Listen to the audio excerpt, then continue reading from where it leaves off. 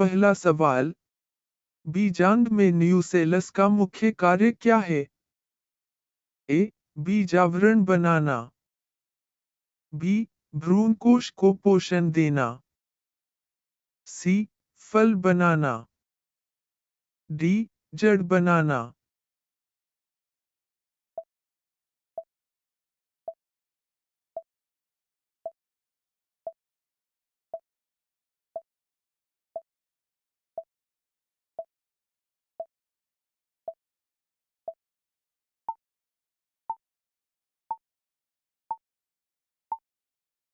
समय खत्म। सही जवाब था भ्रूणकोश को पोषण देना।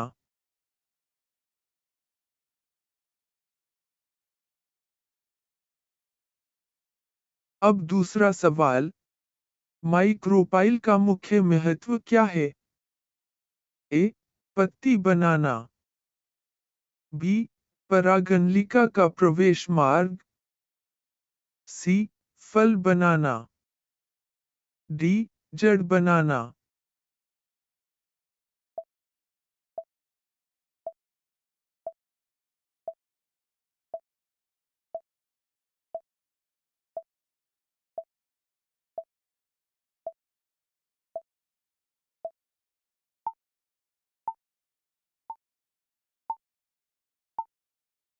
समय खत्म।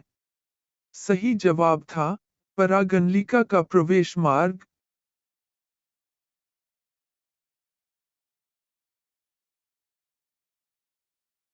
अब तीसरा सवाल, चालाजा बीजांड का कौन सा भाग है?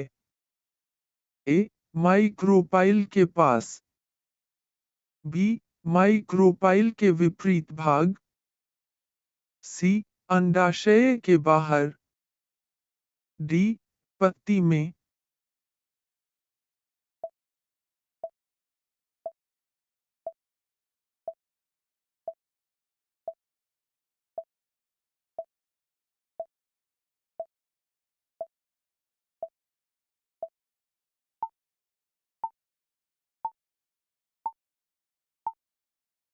समय खत्म। सही जवाब था माइक्रोपाइल के विपरीत भाग।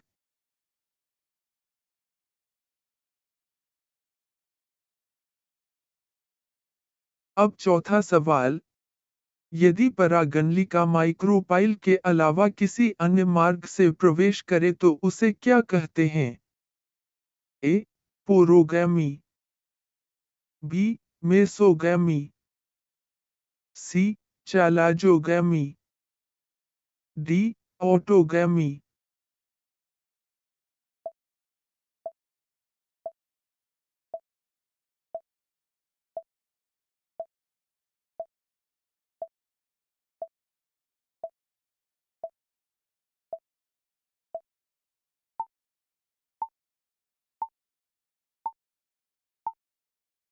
समय खत्म।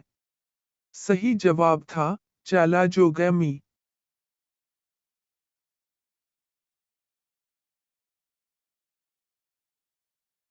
अब पांचवा सवाल, पूर्ण पिस्टल इंटरैक्शन का परिणाम क्या निर्धारित करता है? ए. जड़ का विकास।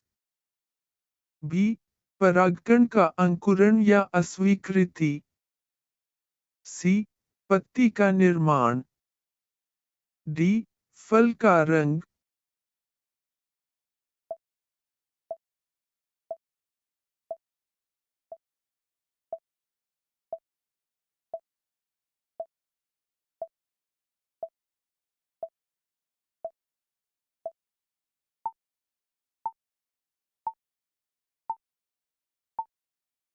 समय खत्म। सही जवाब था परागकण का अंकुरण या अस्वीकृति।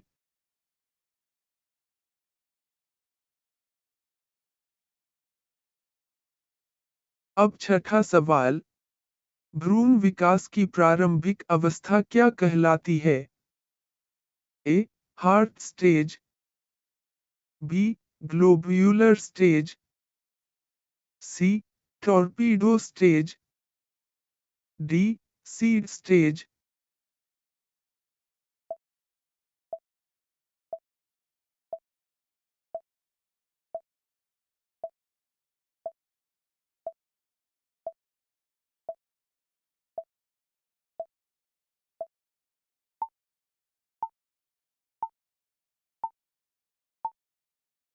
समय खत्म।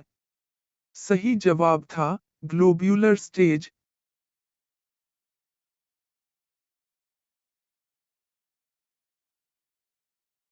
अब सातवां सवाल। द्विबीजपत्री भ्रूण में प्लूम्यूल क्या बनाता है? ए. जड़।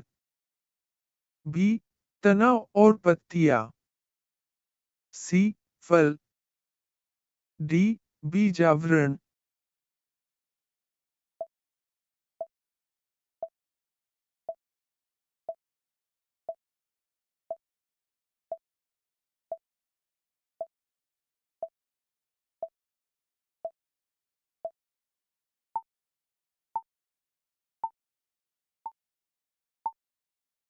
समय खत्म। सही जवाब था तना और पत्तियां।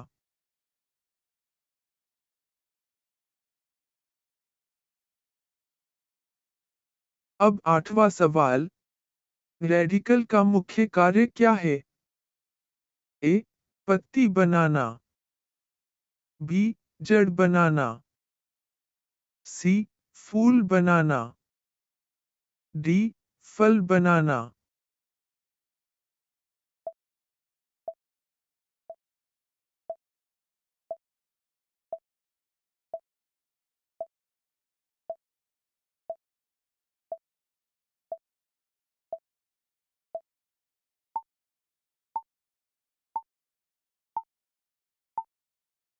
समय खत्म।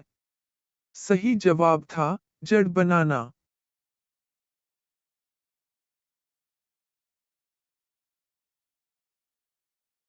अब नौवां सवाल। पेरिकार्प किससे बनता है? ए. बीजांड। बी. अंडाशय भित्ति। सी. वर्तिका। डी. वर्तिकाग्र।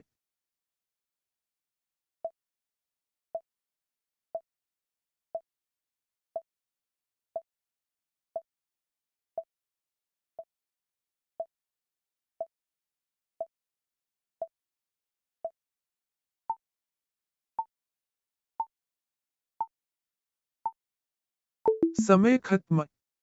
सही जवाब था अंडाशय भित्ति।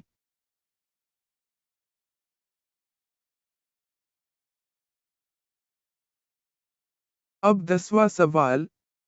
अपोमिक्सिस का कृषि में महत्व क्या है? ए. बीज नष्ट करना। बी. समान गुणों वाले पौधे प्राप्त करना। सी. पत्तियां बढ़ाना। डी. जड़ बढ़ाना।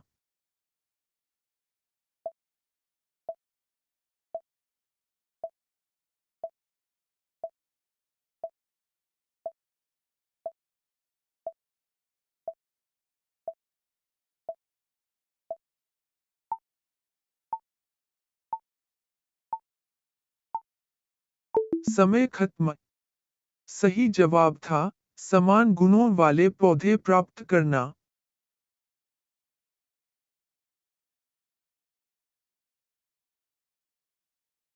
अब नंबर 11 सवाल। परागकोश सामान्यतः कितने खंडों का होता है? ए. 1। बी. 2। सी. 4। डी. 6।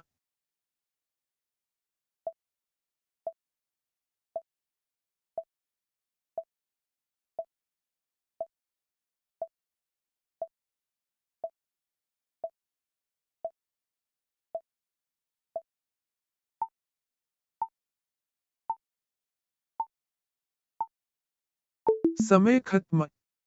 सही जवाब था 4।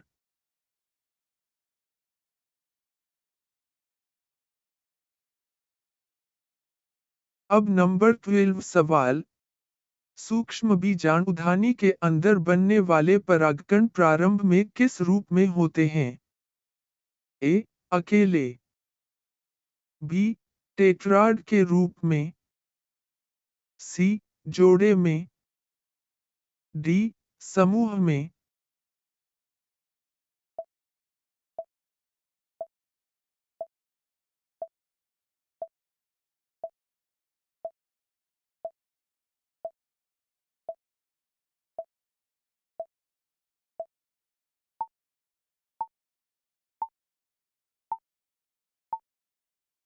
समय खत्म।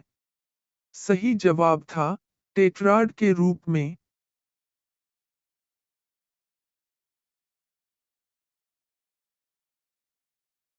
अब नंबर 13 सवाल।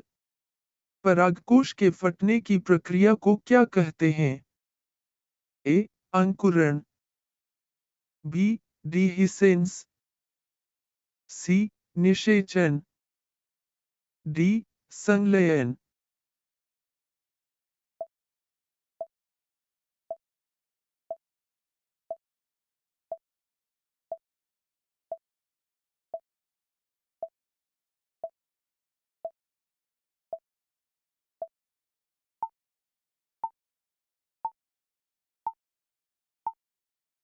समय खत्म।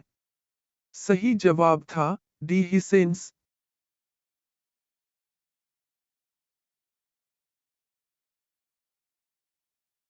अब नंबर 14 सवाल। परागकण अंकुरण के लिए सबसे अनुकूल स्थान क्या है? ए. पत्ती। बी. वर्तिकाग्र। सी. जड़। डी. फल।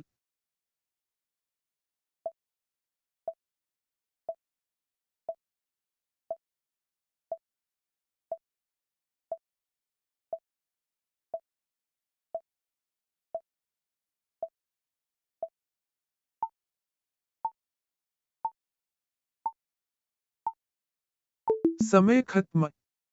सही जवाब था वर्तिकाग्र।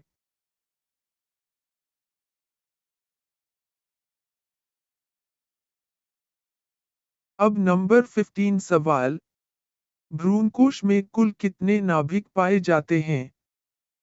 ए. 6। बी. 7। सी. 8। डी. 9।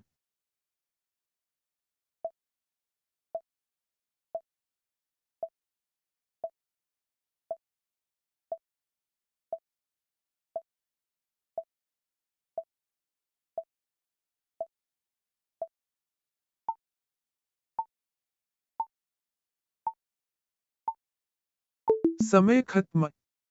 सही जवाब था 8।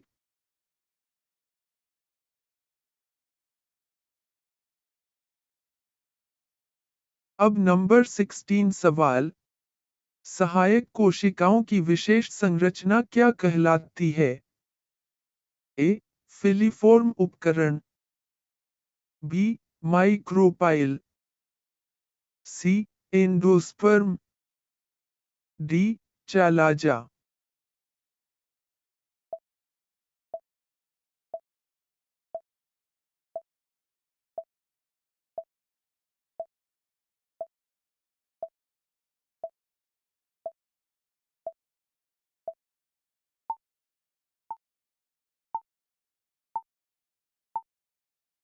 समय खत्म। सही जवाब था फिलीफॉर्म उपकरण।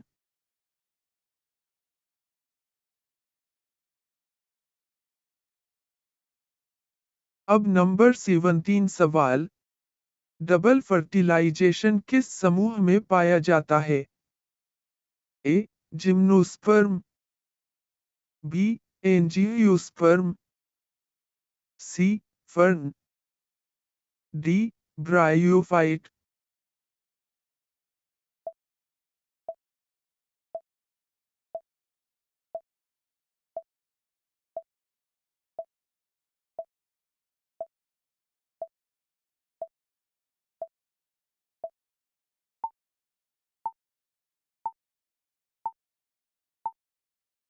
समय खत्म। सही जवाब था एंजियोस्पर्म।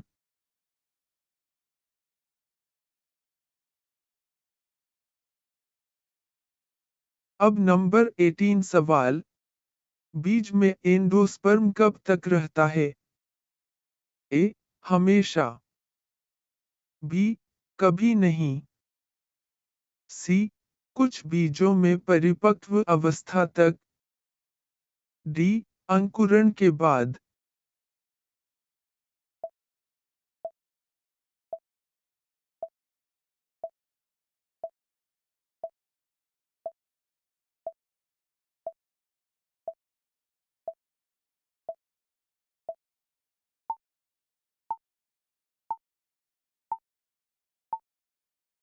समय खत्म।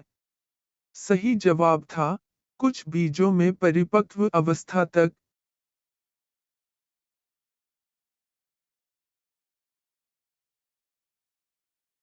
अब नंबर 19 सवाल। जिन बीजों में एंडोस्पर्म अनुपस्थित होता है, उन्हें क्या कहते हैं? A. Endospermic. B. Non endospermic. C. Apomixis. D.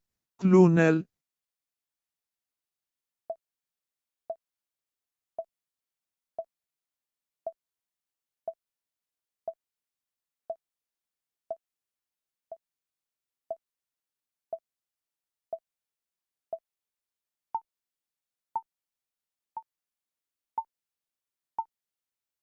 समय खत्म। सही जवाब था, नॉन एंडोस्पर्मिक।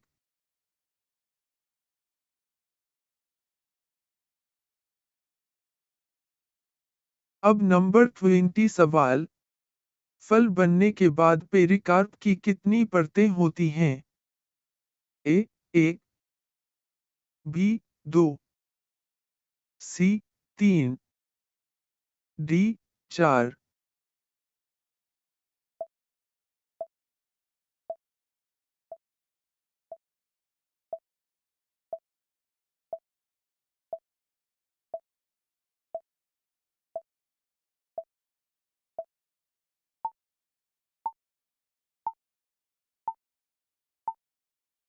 समय खत्म। सही जवाब था, 3।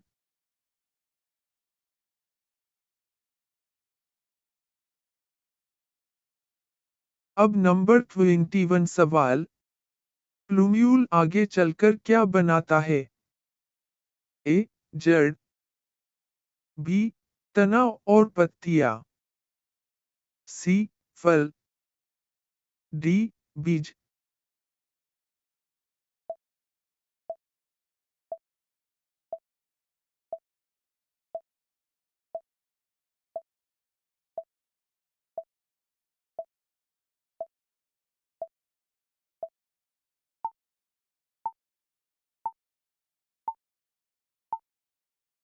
समय खत्म। सही जवाब था, प्रोटेंड्री।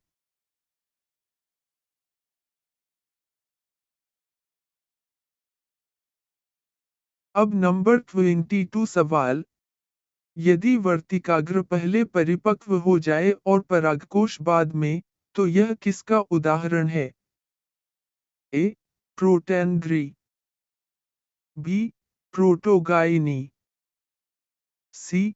क्लिस्टोगैमी। डी. ऑटोगैमी।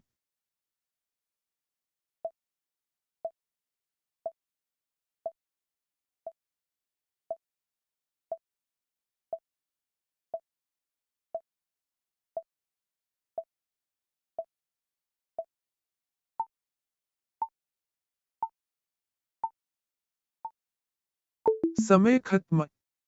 सही जवाब था, प्रोटोगाइनी।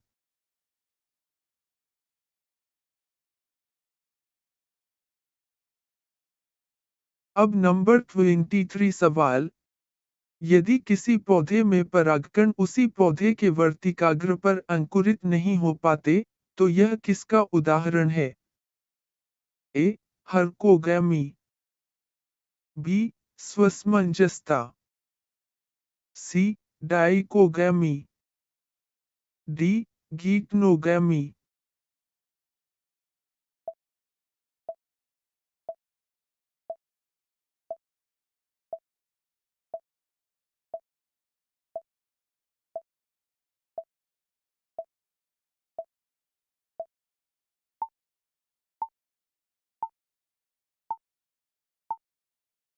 समय खत्म। सही जवाब था, स्वसमंजसता।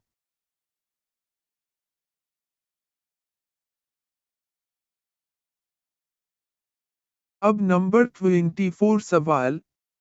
यदि किसी पौधे में क्लिस्टोगैमस पुष्प उपस्थित हों, तो परागण का प्रकार क्या होगा? ए. जेनोगैमी। बी. गीटनोगैमी। सी. ऑटोगैमी। डी. एनीमोफिली।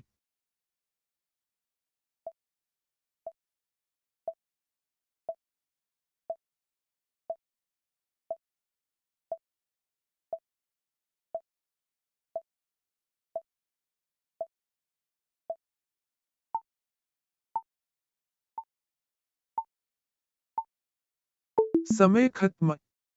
सही जवाब था ऑटोगैमी।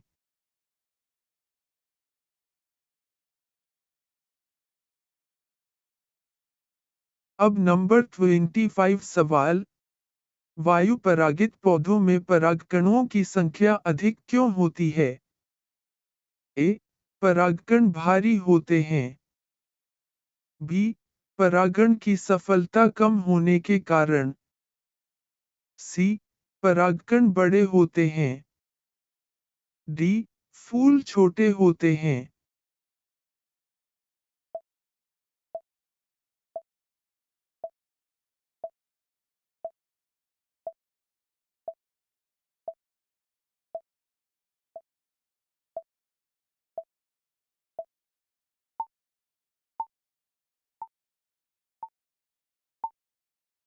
समय खत्म।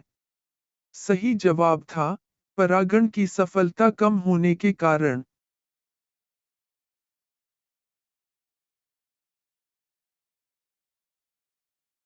अब नंबर 26 सवाल। यदि भ्रूणकोश में एक नर युग्मक अंडकोशिका से मिल जाए लेकिन दूसरा ध्रुवीय केंद्रकों से न मिले, तो क्या होगा? ए. भ्रूण और एंडोस्पर्म दोनों बनेंगे। बी. केवल भ्रूण बनेगा लेकिन एंडोस्पर्म नहीं। सी. केवल एंडोस्पर्म बनेगा। डी. कुछ भी नहीं बनेगा।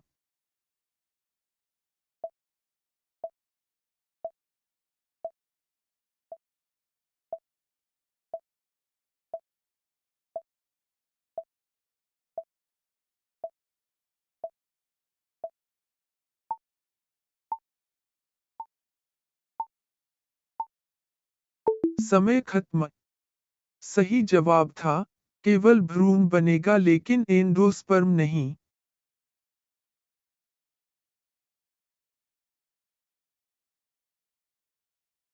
अब नंबर 27 सवाल।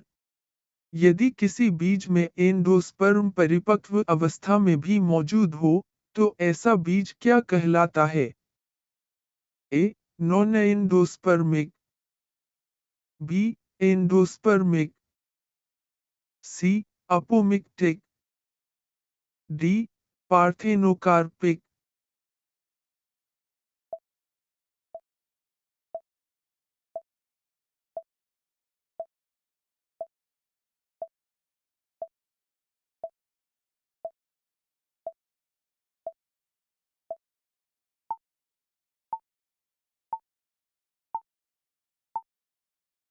समय खत्म। सही जवाब था एंडोस्पर्मिक।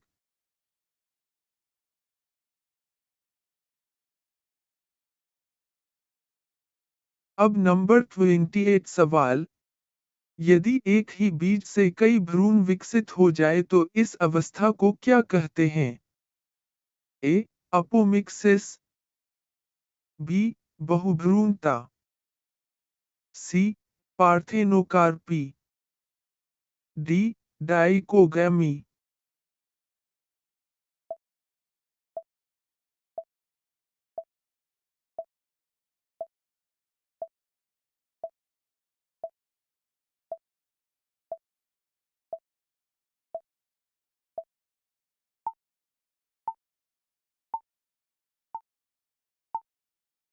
समय खत्म।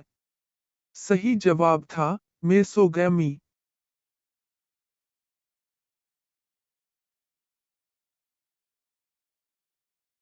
अब नंबर 29 सवाल। यदि परागणलिका चालाजा की दिशा से भ्रूणकोश में प्रवेश करे तो उसे क्या कहते हैं? ए. पोरोगैमी। बी. मेसोगैमी। सी. चालाजोगैमी। डी. डाइकोगैमी।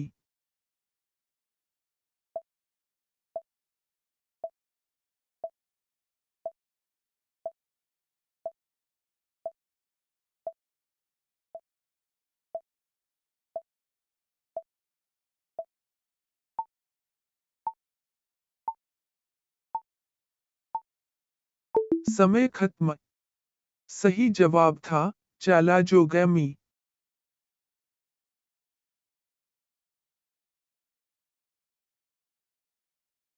अब नंबर 30 सवाल। यदि किसी पौधे में टैपेटम असामान्य रूप से कार्य करे तो सबसे अधिक प्रभाव किस पर पड़ेगा? ए. बीजांड। बी. परागकण विकास। सी. पत्ती विकास। डी. फल निर्माण।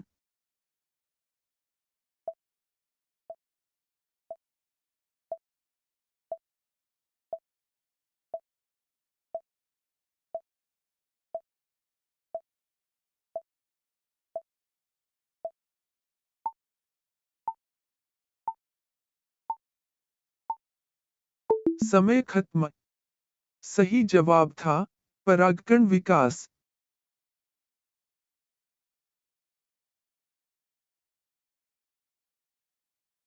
अब नंबर 31 सवाल। वायु परागित पौधों में पुष्प सामान्यतः कैसे होते हैं? ए. बड़े और सुगंधित। बी. छोटे और अनाकर्षक। सी. चमकीले रंग के। डी. बड़े और रसयुक्त।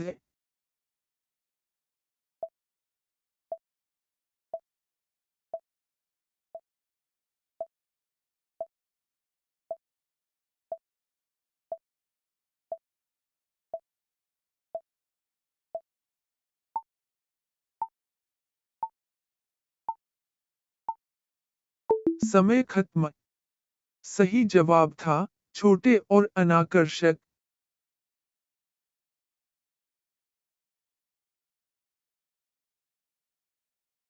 अब नंबर 32 सवाल।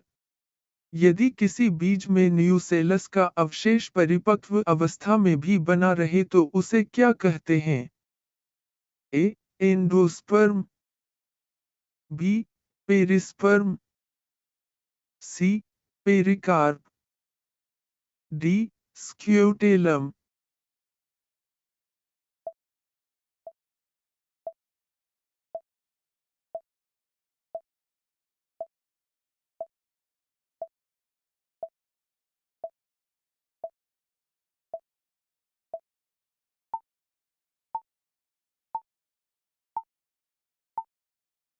समय खत्म। सही जवाब था पेरिस्पर्म।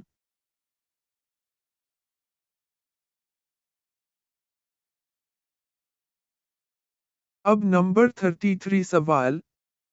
परागकणों का संरक्षण अत्यंत कम तापमान पर करने की प्रक्रिया क्या कहलाती है? ए. क्रायोप्रिजर्वेशन। बी. संकरण।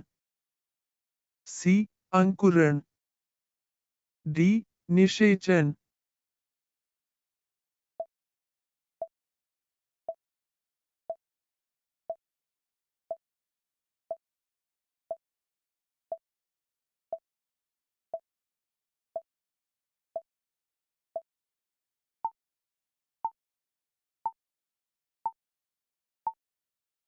समय खत्म। सही जवाब था क्रायोप्रिजर्वेशन।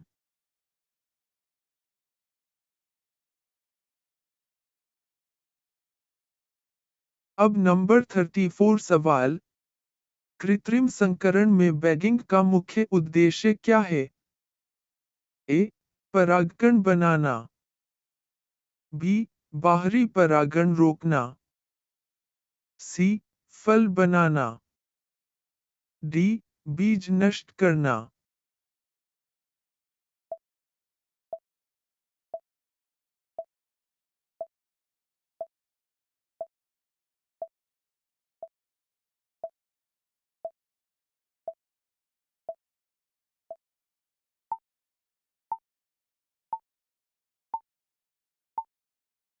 समय खत्म।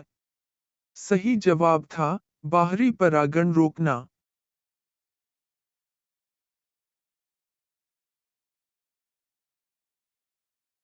अब नंबर 35 सवाल। यदि किसी पौधे में इमास्कुलेशन न किया जाए तो क्या समस्या हो सकती है? ए. फल नहीं बनेगा। बी, स्वपरागण हो सकता है। सी, बीज नहीं बनेंगे। डी, पत्ती नहीं बनेगी।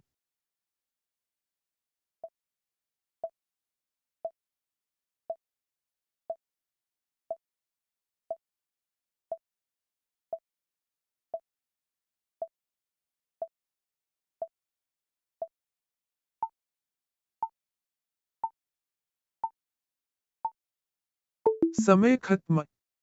सही जवाब था, स्वपरागण हो सकता है।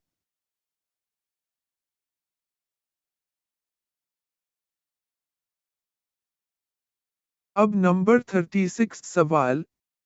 यदि किसी पौधे में परागकण वर्तिकाग्र पर अंकुरित तो हो जाए लेकिन परागनलिका अंडाशय तक न पहुँचे, तो निषेचन क्यों नहीं होगा? ए, अंड कोशिका अनुपस्थित है। बी, नर युग्मक भ्रूणकोश तक नहीं पहुँच पाएंगे। सी, फल पहले बन जाएगा। डी, पत्ती बन जाएगी।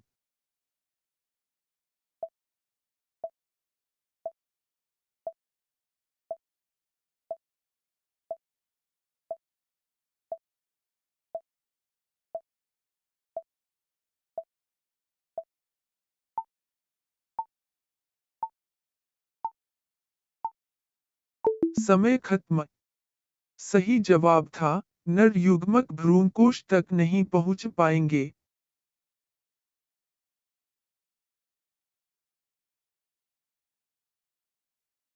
अब नंबर 37 सवाल। यदि किसी बीज में भ्रूण बहुत छोटा हो और अधिकतर स्थान एंडोस्पर्म घेरे, तो यह किस प्रकार के बीज का उदाहरण होगा? A, non endospermic. B, endospermic. C, apomictic. D, clonal.